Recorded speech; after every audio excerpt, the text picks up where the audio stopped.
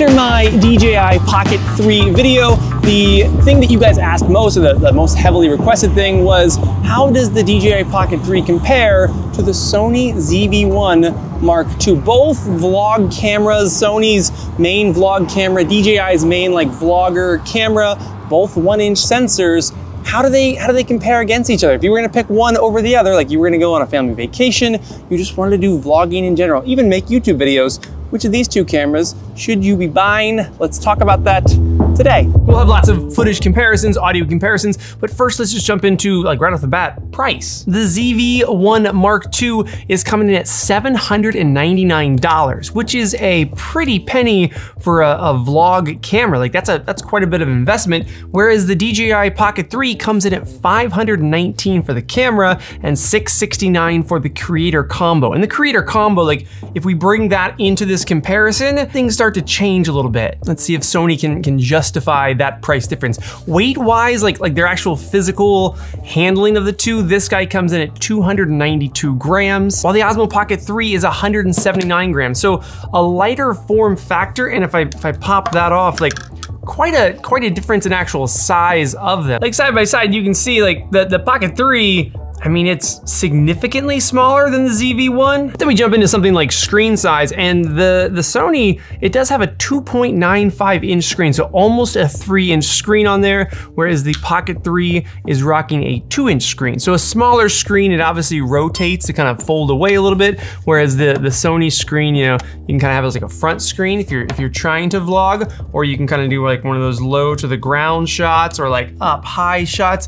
I do like this screen quite a bit. But let's get into it to really what makes these cameras so special, and that is a 1-inch CMOS sensor. The ZV-1 Mark II with a 1-inch CMOS sensor, and this teeny tiny little camera, the Pocket 3, also with a 1-inch sensor, which I think like this was my benchmark for 1-inch sensor cameras. So I just figured like you needed a camera this big to have a 1-inch sensor in there. And then this little teeny thing came out, and like inside that head of the gimbal is a 1-inch sensor. They do both shoot up to 4K 120 frames a second, but there is one massive difference here. The ZV-1 Mark II shoots 8-bit footage, while the Pocket 3 can go up to 10-bit footage. Now we've talked about this with action cameras, 8-bit versus 10-bit footage, and 8-bit footage can capture up to 16 million colors, which does sound like a lot of colors. Like that's a big box of crayons, but 10-bit footage can now capture up to 1 billion colors. So when you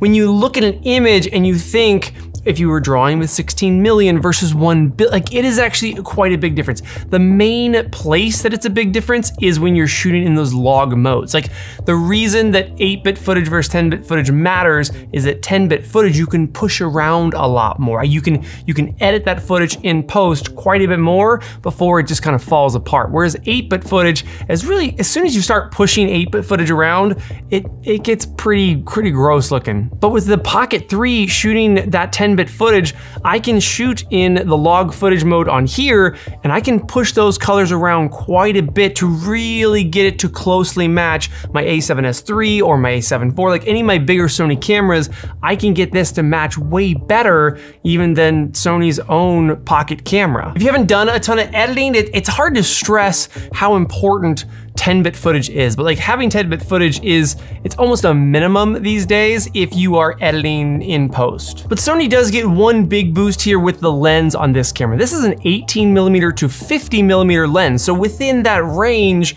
you get an 18mm, you get a 20mm, those are both good lenses, a 24mm, a 35mm, and a 50mm. Like those are all great lenses that I love shooting at with my larger Sony cameras. And on the Pocket 3, I really only get the 20mm built in, and then there's a wide angle lens that I can magnetically clip on, and now I'm at 16mm. Now 16mm is much more of like a vlog frame. Again, Casey Neistat, he introduced everybody to like a very wide frame. Everyone else was running around with what was the predecessor of this thing, like the RX 100s, and that was 24mm. So it was a very tight shot, and that's what kind of most people vlogged on. But then Casey came along with a larger camera shooting on a 16 to 35, and all of a sudden that 16mm frame became like the vlog look. Now the field of view on these cameras is quite different. On the Pocket 3, we have a 20mm built-in lens there, and on the ZV-1 Mark II, this goes down to 18mm. But what you're looking at right now is the ZV-1 Mark II unstabilized. So active stabilization is turned off, and you'll see, like, as soon as I start walking around with this camera, like you might be doing if you are vlogging, you realize you want the active stabilization on.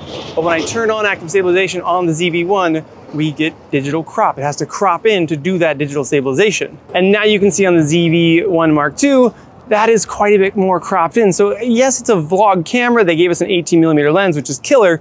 But as soon as you enable that digital stabilization, now it's pretty cropped in. And on the DJI, again, we have 20mm, but we have a magnetic lens filter that we pop on just like that.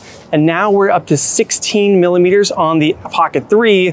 And again, on the ZV-1 Mark II with active stabilization on, probably like 22mm-ish. Versus 16mm on the Pocket 3. And on the Pocket 3, again, it's already stabilized. It has a gimbal on there, so I can walk around all day long and I have a very, very stabilized shot versus the ZV-1 Mark II. Even with active stabilization, I think it's still not as stable as the Pocket 3. This is a great time to talk about the difference between digital stabilization and physical stabilization. The Pocket 3, using a little gimbal head on there, is physical stabilization, which is always going to be better than digital stabilization. Digital stabilization is relying on understanding what's in a frame so that it can understand the next frame and then stabilize them against each other. The problem is that when you start walking around in low light scenarios, the Pocket 3 doesn't care whether it's bright out or it's dark out. It's using physical stabilization, but the digital stabilization relies on there being a ton of light. So if you start walking around in darker scenarios, the stabilization just falls apart on the ZV-1 Mark II. Also, look at the brightness here. This isn't even in low light mode on the Pocket 3, and it's crushing the ZV-1 Mark II. Huh, I didn't expect that. So stabilization, Pocket 3, low light, also Pocket 3. That's crazy looking. And while we're talking about lenses here, obviously the ZV-1 Mark II is it's just a, it's a camera. You take the camera, you put it on a tripod, and then you could do something within that frame. So I could kind of walk over here and show you something. I could walk over here and show you something, but I can't go too far. And on the Pocket 3, I now have the dynamic tracking on. So right now on the Pocket 3, the gimbal head is actually moving to follow me. So if I wanted to show you something way over here, this gimbal head is gonna track me and follow me all the way over here. If I was like, hey, did you guys see this cool thing on my skateboard? Let me show you this cool thing with my skateboard. I could go all the way over here and the gimbal's just tracking me. So for vlogging, for making YouTube videos, like I've been using this a ton for my family because I'll just kind of take the dynamic framing thing, I'll lock it on one of my kids, and now I don't have to focus so much on framing them perfectly because again, the gimbal is going to follow them and make sure that they stay perfectly in frame. That's a big see, on the ZV-1, I'm out of frame. That's a big differentiating factor between these two. I mean, a gimbal that follows you, that is pretty dang trick, especially for vlogging. Like I don't have a cameraman, so right now the Pocket 3 is my cameraman. Yeah, comparing these two, it makes sense why I changed my mind. Like I was pretty set that the ZV-1 was gonna win this competition, but for vlogging, I don't think so.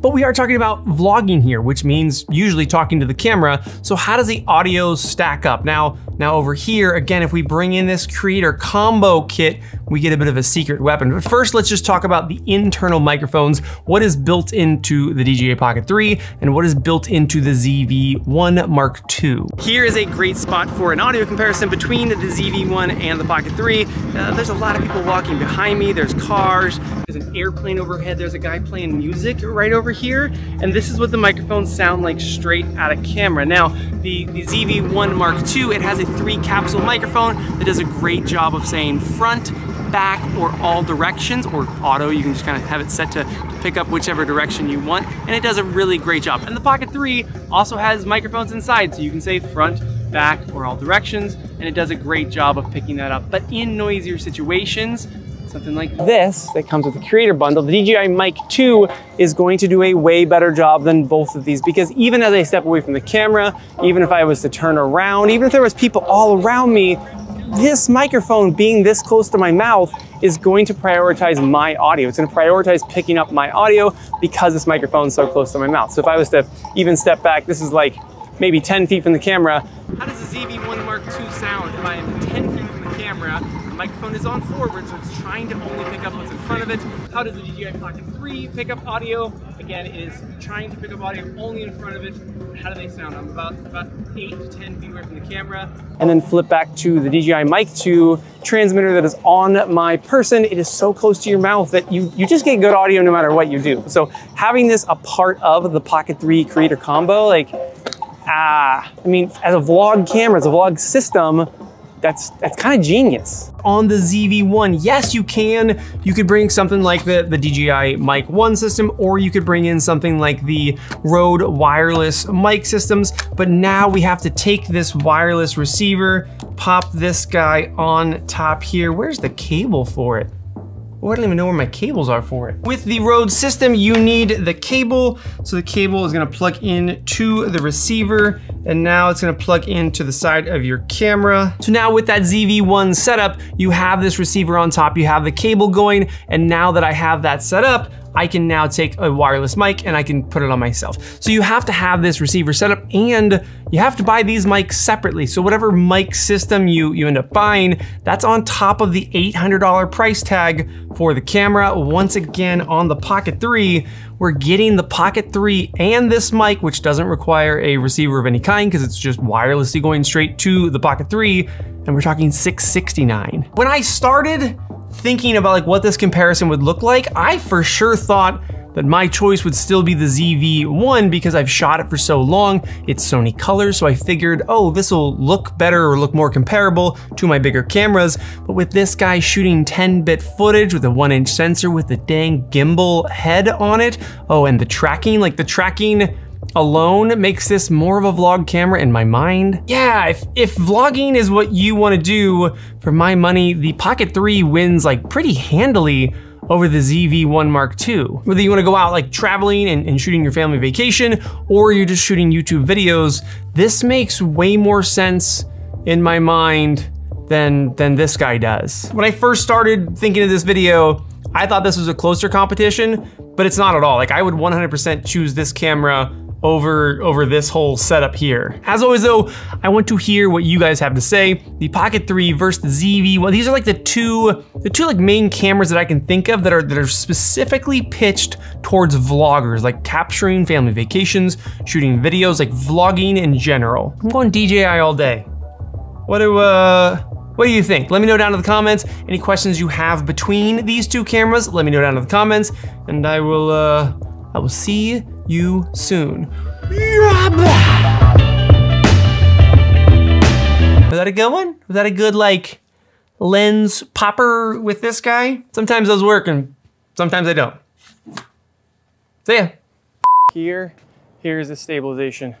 If I was to be running through an airport, here's what these two cameras look like. Who's more stable? Oh geez. I keep leaving my skateboard over there. Makes me nervous.